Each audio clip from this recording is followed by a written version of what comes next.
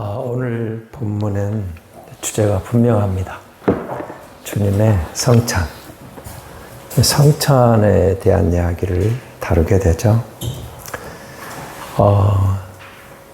어디에 성찬이 나와 있죠? 사복음서, 복음서에 보시면 최후의 만찬으로 우리에게 소개가 되어 있습니다. 주님의 만찬에서 성찬을 우리에게 설명을 해주고 있는데, 바울 서신에서는 이제 오늘 본문에 고린도전서 11장에서 성찬 문제를 다루게 됩니다. 근데 이제 이렇게 시작을 합니다. 17절을 보십시오.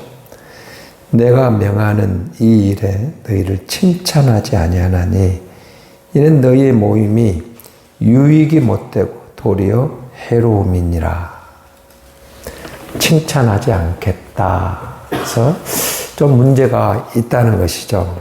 그 이유를 사실은 19절에 보시면 다룹니다. 19절에 뭐라고 되어 있죠? 오늘 19절 너희 중에 파당이 있어야 너희 중에 옳다 인정함을 받은 자들이 나타나게 되리라. 이제 파당이 문제가 있어서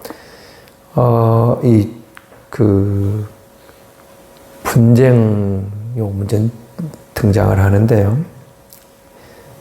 부유한 사람들이 가난한 사람들을 업신여기고 주님의 만찬을 이 성찬을 경건하게 행하지 않았다. 이걸 좀 이해를 하시려면 오늘 우리에게는 이제 여러분 성찬식을 많이 참석해 보셨죠?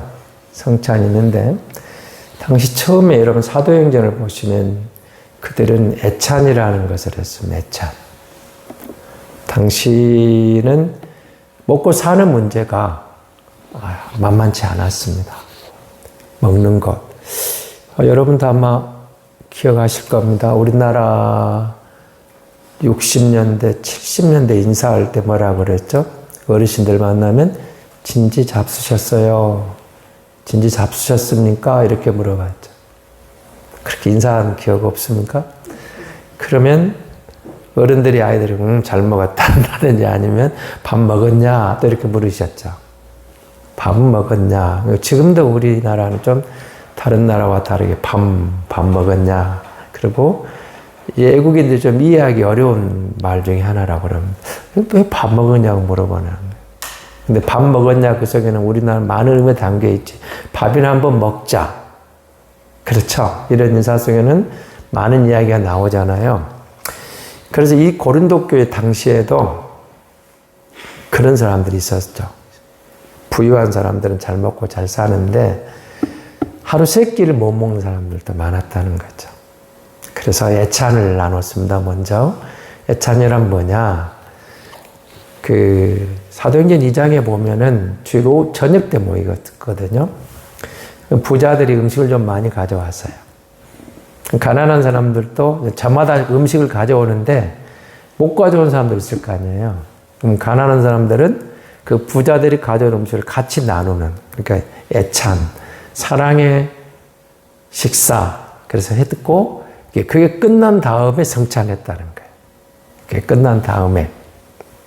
근데 이제 문제는 바울이 이제 지적했던 거는 그 말입니다. 오늘 18절을 한번 보시면 18절을 같이 읽어볼까요? 먼저 너희가 교회에 모일 때 너희 중에 분쟁이 있다함을 듣고 어느 정도 믿거니와 자 그것이 이어지면서 21절을 보십시오. 같이 보겠습니다. 이는 먹을 때 각각 자기의 만찬을 먼저 갖다 먹으므로 어떤 사람은 시장하고 어떤 사람은 취함이라. 너희가 먹고 마실 집이 없느냐? 너희가 하나님의 교회를 업신여기고 빈궁한 자들을 부끄럽게 하느냐? 내가 너에게 무슨 말을 하랴? 너희를 칭찬하랴? 이것으로는 칭찬하지 않노라. 이게 이어지는 거예요. 그러니까 애찬을 나누는데 부자들이 아무래도 많이 가져왔겠죠. 다양한 음식도 가져오고 그래서 가난한 사람들에게 음식을 대접하는 마음을 가져온 것까지는 좋았는데 문제가 생겼습니다. 노예들, 가난한 사람들은 또 자기 일을 주인으로부터 허락을 받아야 되고 늦게 오게 되었다는 거죠. 근데 그 전에 모여서 무슨 일을 했어요? 먼저 가져온 부자들이 자기들끼리 먼저 먹어버렸다는 거예요. 자, 그러면은 음식을 먹고 나면 늦게 온 노예들, 그 다음에 가난한 사람들은 남은 것을 먹어야 되는데 여유가 없었죠, 남은 게. 부자들이 먼저 먹고 취하고 자기들은 배가 불렀어요. 근데 늦게 온 사람들은 이제 남은 것도 먹어야 되겠지만 먹고 나면 못 먹는 사람이 생긴 거예요. 그 문제를 다룬 겁니다. 처음에는 그렇게 애찬을 하고 성찬을 했는데 지금은 사실 이제 성찬만 남아있죠. 그래서 지금 한국교회도 어느 기장층 교회 전라북도에 청소년 집회를 한번 간 적이 있는데 애찬이라고 하더라고요. 좀 애찬이 처음에 저는 갸우뚱했어요. 그러니까 아마 이런 의도를 했던 것 같아요. 저마다 음식을 좀 가져와서 함께 나누는, 그러면서 교제하는, 그것을 애찬이라고 명칭을 하고 있더라고요. 우리도 그럴 수 있죠. 여러분 제자반 모임 때 우리 각자 집에서 점심 됐을 때 한 가지 음식 가져오자. 아니면 뭐 음식 좀 마련해 가지고 와서 같이 나누면서 교제하는 거. 그럴 수 있죠. 이제 그런 걸로 생각하면 되겠습니다. 근데 이게 이제 문제가 그렇게 생겼다는 것이죠. 그래서 그 문제를 먼저 언급을 합니다. 분파, 분쟁. 이 문제를 19절에서 분파하고 분쟁이라는 단어가 나오죠. 결국 같은 말인데요. 근데 분쟁은 굳이 말하면 이론적인 것이고, 분파는 실제적으로 파당이 드러나는 것. 그냥 그런 것은 분파와 분쟁 이야기를 18절, 19절 이야기를 하게 됩니다. 애찬이 이게 해식을 겸한 성찬으로 생각하시면 되겠습니다. 해식을 겸한 성찬. 이게 문제를 지적을 하고 나서 23절에서 26절까지 이제 성찬에 대한 이야기가 본격적으로 등장을 하죠. 주님의 만찬이다. 이 말은 주님이 정해 주신 것, 주님으로부터 온 것, 예수님이 우리에게 가르쳐 주신 것, 이제 그렇게 볼 수가 있겠죠. 그러니까 교회가 모여서 애찬과 성찬을 가진다 해도 거기에 분쟁이 있다, 분파가 있다면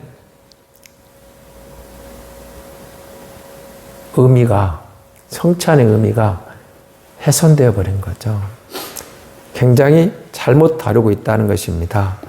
그래서 참된 의미의 성찬은 주님과 하나됨, 성도의 연합, 그것에 진정한 의미가 있는데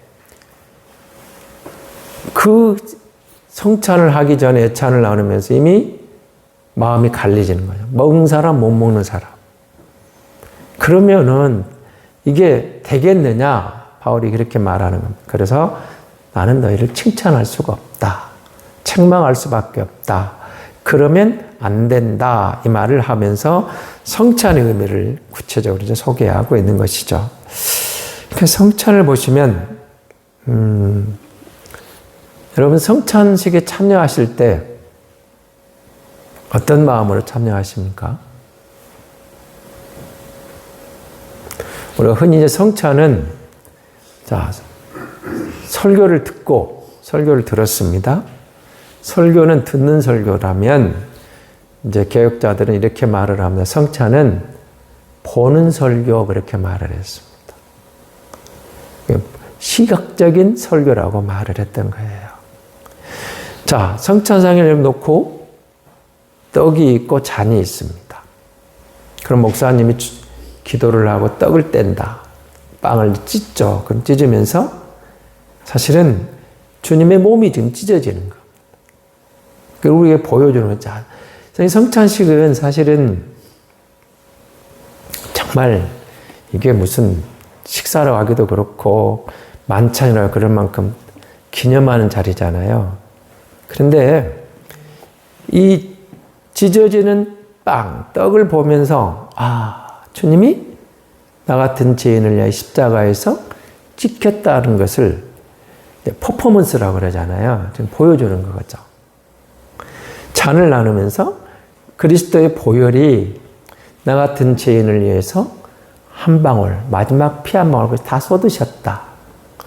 그것을 잔을 보면서 보는 거예요. 그러면 떡을 떼고 잔을 마시면서 주님의 살과 주님의 피가 내 안에 들어오는 게 되는 거죠. 한번 생각을 해보십시오. 그냥 세상 사람들은 단순하게 빵 한 조각, 포도주, 잔, 그것도 그야말로 작은, 저들에게는 그게 뭐냐, 의미가 없겠죠. 그러나 그리스도를 믿는 성도들에게, 저 십자가의 은혜를 기억하는 성도들에게는 때로는 눈물이 나고, 때로는 감동적이어서, 그리고 나의 모든 문제가 주님의 살이 내 안에 들어온다. 주님의 피가 내 안에 흐르고 있다. 그 영적인 의미로 해석해서 믿음으로 받을 때 치유가 일어나고 회개의 눈물이 나오고 주님이 나에 온다니까. 한번 생각해 보십시오. 주님이, 그 하나님이 나와 하나 되어 살이 들어오고 피가 들어와요. 결국 나와 내 몸속에서 피가 되고 살이 되어 나와 하나가 됐다는 것을 퍼포먼스로 보는 거예요. 그런데 그럼 이건 맨 처음 성찬이 언제였죠? 십자가 달리기 전에 주님이 제자들과 한, 우리가 알고 있는 최후의 만찬 자리였습니다. 그럼 그 자리를 한번 생각해 보십시오. 떡을 뗀 다음에 주님이 제자들에게, 그때 12제자가 다 있었잖아요. 이것은 너희를 내 살이다. 이것은 너희를 내 피다. 근데 그 자리에 누가 있어요? 가룟 유다가 있어요.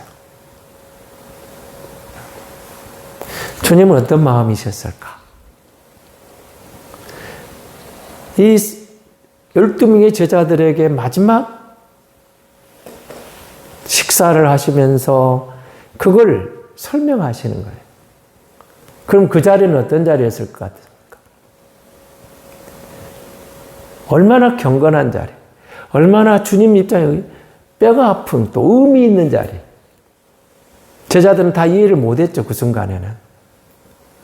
그렇지만 그 십자가를 앞둔 주님의 최후의 만찬하는 자리에서의 성찬은, 주님이 너희가 나를 기념하는 이 떡과 잔은 사실은 유월절 어린 양의 의미가 되고 하나님의 어린 양으로서 십자가를 지는. 그러니까 여러분, 출애굽하고 난 유월절이 있었잖아요. 그 유월절에 어린 양들이 죽어지는 거죠. 주님이 하나님의 어린 양으로 와서 십자가를 지기 직전에 이것이 바로 내가 십자가를 져야 될 이유다. 내가 십자가를 지는 것은 너희를 위한 내 몸이다. 내 살이다. 나의 모든 것을 줘서 너희를 사고 너희를 구원하는 거다. 다 이루었다. 그리고 얼마나 경건하고, 알고 보면 성찬은 성도들에게 가장 큰 의미 있는 시간이거든요. 의미 있는 시간입니다. 나의 죄를 돌아보는 시간. 나 같은 죄인이 그 그리스도의 보혈로 구원받은 그걸 생각하니까, 그래, 그때가 있었지. 내가 주님의 십자가의 은혜에 감사해서 나 같은 것을 대속해 주셔서 감사합니다라고 눈물을 지어 회개했던 그 순간. 그리고 그 은혜에 감사해서 믿음으로 살아왔던 믿음의 여정. 그런데 앞으로 영광의 그날에 상상을 초월할 하늘잔치가 열려 있어서, 그날 내가 하나님의 어린 양을 나의 신부, 그 신랑 되신 그분을 신부된 내가 신부가 돼서 만나는 그 영광의 잔치에 내가 주인공이 된다. 신비로운 잔치죠. 신랑 되신 예수를 세상의 수억 개의 성도들이 다 함께 신부가 되어서 신랑 되신 예수와 함께 누리는 천국의 한번 영광스러운 그 잔치를 한번 생각해 보십시오. 그날에 내가 주인공에 대해 만나는 그날이 말씀하신 대로 이루어지고 있는데,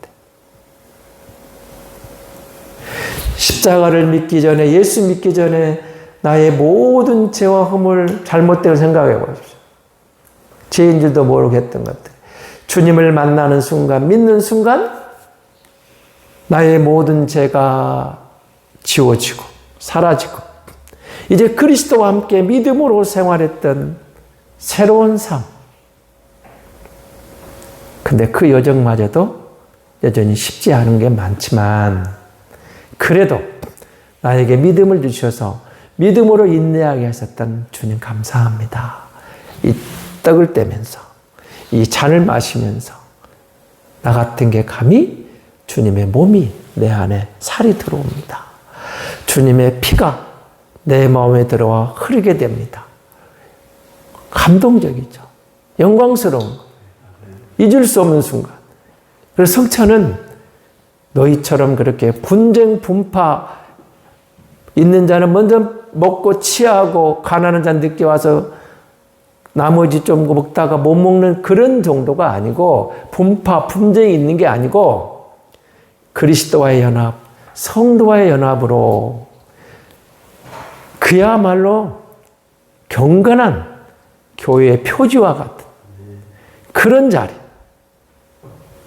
그렇게 하면 되겠느냐 이런 뜻이죠. 그래서 주님이 하신 것을 나도 너에게 전해주는데 주님이 주신 것을 받고 주님이 주신 그 의미를 한번 묵상해 보라 그 말입니다. 그렇다면 우리의 성찬이 어떤 의미가 있겠느냐 하는 것이죠. 그래서 성찬 이야기를 쭉 해나가는 겁니다. 칭찬할 수 없는 이유는 너희가 안에 분쟁이 있고 분파가 있다니 무슨 의미냐. 이게 잘못됐다는 것이죠. 그러므로 너희가 성찬을 받을 때, 이 보는 설교, 이 떡을 보고 이 잔을 보면서 십자가를 기억하라. 주님의 희생을 기억하라. 하나님의 어린 양을 기억하라. 자신을 살펴보고 잘못된 것은 회개하는 순간. 성찬은 함부로 받지 말라고 그랬죠. 회개하고 받아야 돼. 잘못된 게 기억나면 받기 전에 회개해야 되겠죠. 감사함으로 그 살을 그 피를 마시며 주님과 내가 연합된 거룩한 몸입니다. 생각하니? 믿음으로 사는데 너희의 잘못된 것들을 내어놓으라 그 말. 자신을 살피고 주님의 몸을 올바르게 분별해 보고 그 말이죠. 잘못됐을 때 심판을 기억하라는 겁니다. 그래서 그 이야기까지 나오는데 이제 33절입니다. 33절에 이제 마지막에 이렇게 말을 합니다. 그런즉 내 형제들아 먹으러 모일 때 서로 기다리라. 만일 누구든지 시장 가거든 집에서 먹을지니 이는 너희의 모임이 판단받는 모임이 되지 않게 하려 함이라. 그 밖에 일든 내가 언제든지 갈 때에 바로 잡으리라. 두 가지를 권면합니다. 그걸로 마무리를 합니다. 먹으려 모일 때 서로 애찬에 먼저 먹지 말고 늦게 오는 사람을 기다려라. 이 말은 상대방을 배려하는 마음을 가져라 그 말입니다. 배려하라. 두 번째는 배가 고프면 차라리 집에서 먹고 오라는 겁니다. 집에서 먹고 오고 애찬을 할 때는 함께 모여서 교제하고 가난한 자나 없는 자들이 부끄럽지 않도록 배려하는 마음. 그러면서 주님의 성찬을 기억하고 기념하면서 나를 위하여 죽으신 그 십자가를 기념함으로 주님과 연합된 거룩한 몸으로 성도와 연합된 교회의 아름다운 연합을 통해서 주님의 뜻을 이루어가는 주님이 우리에게 기대하셨던 보여주시는 이 시청각적인 그 설교, 성찬을 보면서 참여하면서 주님이 나와 함께하는 삶으로 주님과 동행할 때 하나님이신 은혜로 우리가 더 믿음이 견고해지고 우리에게 부딪혀오는 많은 시련과 도전이 있을지라도 그 믿음으로 그 은혜로 넉넉히 이기게 되지 않겠느냐. 지금 그 말이죠. 그렇습니다. 저와 여러분이 세례받고 성찬에 참여할 때 요즘은 이제 뭐 개인 포트도 나와가지고 개인적으로도 주님의 그 살 피를 자기가 힘들 때 기억하면서 하는 사람들이 있기도 하더라고요. 그거는 이제 또 신학적인 문제가 있겠지만 어쨌든 우리가 유월절 어린 양을 기억해 보시고 성찬에 참여할 때뿐만 아니라 십자가를 생각할 때마다 나를 대속하신 하나님의 어린 양을 기억함으로 여러분에게 당면한 문제, 내게 부딪혀오는 모든 문제들도 주님과 함께하면 능히 감당해낸다. 하나님의 은혜로 승리가 보장되어 있다. 확신하고 우리는 믿음으로 인내하고 승리하게 될 줄 믿습니다. 하나님 감사합니다. 사랑합니다.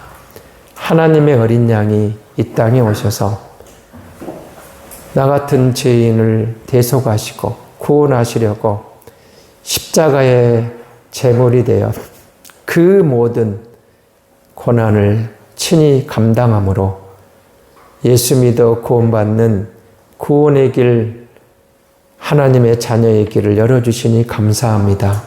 그 예수 믿어 하나님의 자녀가 되었습니다. 믿음 주셔서 감사합니다. 성화의 과정에도 하나님이 붙잡으셔서 믿음을 지키고 끝까지 경주하고 완주하여 영광의 그 하늘잔치의 주인공이 된 줄 믿습니다. 주님 사랑합니다. 하나님, 주님과 연합된 거룩한 지체인 것을 기억하고 곁에 있는 몸된 성도들이 또 주님의 몸된 지체임을 기억하고 주님과 연합한 것처럼 성도와의 연합을 통해 주 영광 드러내는 믿음의 청직이 되게 도와주시옵소서. 이 새벽을 깨워 기도하며 주 앞에 나아갈 수 있음을 감사합니다. 우리의 모든 문제를 고하기 전에 다 하시는 전능하신 아버지 하나님, 우리를 긍휼히 여기시고 주님 그 어떤 상황 속에서도 주님과 동행하며 승리할 수 있도록 붙잡아 주시옵소서. 이 새벽에도 우리의 기도를 연락해 주시고 응답해 주옵소서. 감사한 금을 봉헌하며 일천 번제를 봉헌하며 주님 앞에 자녀들을 위하여 가족을 위하여 간절한 마음으로 기도하는 그 모든 기도 제목이 주께 상달되고 응답받고 하나님의 영광을 드러내게 도와주옵소서. 주님 사랑합니다. 감사합니다. 예수님 이름으로 기도하옵나이다. 아멘.